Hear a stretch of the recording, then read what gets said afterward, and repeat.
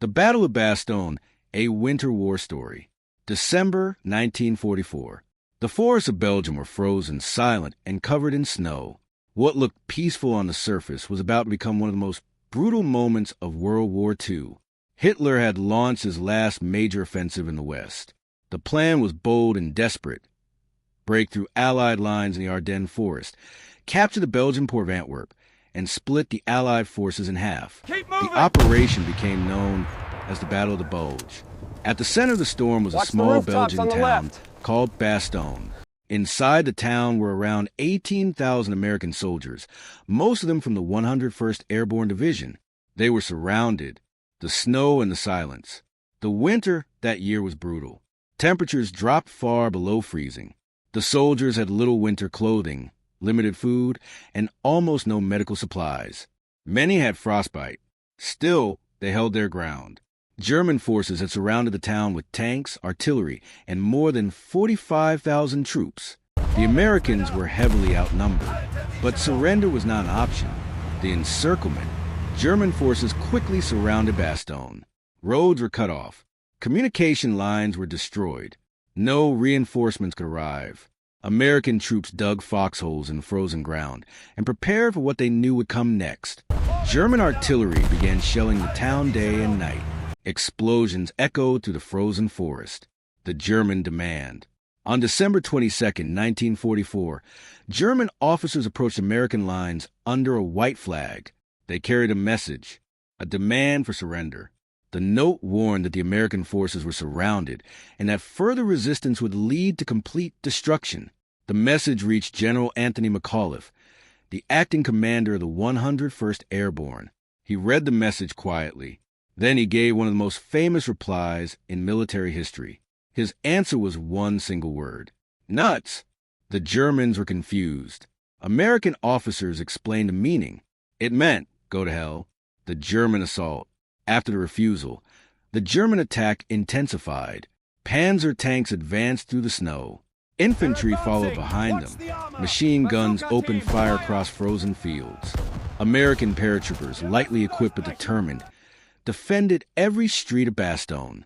Bazooka teams targeted German armor. Snipers hid in ruined buildings. Every meter of ground was fought for. The Cold War. The worst enemy was not only the German army. It was the cold. Some nights reached minus 20 degrees Celsius, minus 4 degrees Fahrenheit. Soldiers slept in foxholes filled with snow. Boots froze solid. Weapons jammed from ice. Medics ran out of morphine and bandages. Still, the defenders held their line. The air supply miracle. Then something unexpected happened. On December 23rd, the clouds finally cleared. For days, the sky had been completely covered. Now the weather opened, and in the distance, American soldiers heard a sound. Aircraft. Hundreds of C-47 transport planes appeared in the sky. They dropped supplies, food, ammunition, medical kits, and winter gear. Parachutes filled the sky like white flowers. For the trapped soldiers, it meant survival. Patton's race against time. While Bastogne was fighting for survival, another army was moving fast. General George S. Patton had ordered the U.S. Third Army to turn north. His tanks raced through icy roads and snow-covered villages. The goal was simple: break the German encirclement, reach Bastogne before it was too late. The final breakthrough. On December 26, 1944, the sound of tank engines echoed across the frozen fields. American Sherman tanks from Patton's army smashed through German lines. The siege of Bastogne was broken. After nearly a week surrounded, the defenders were finally relieved. The exhausted soldiers of the 101st Airborne had done the impossible. They had held Bastogne. The cost. The Battle of the Bulge lasted several weeks.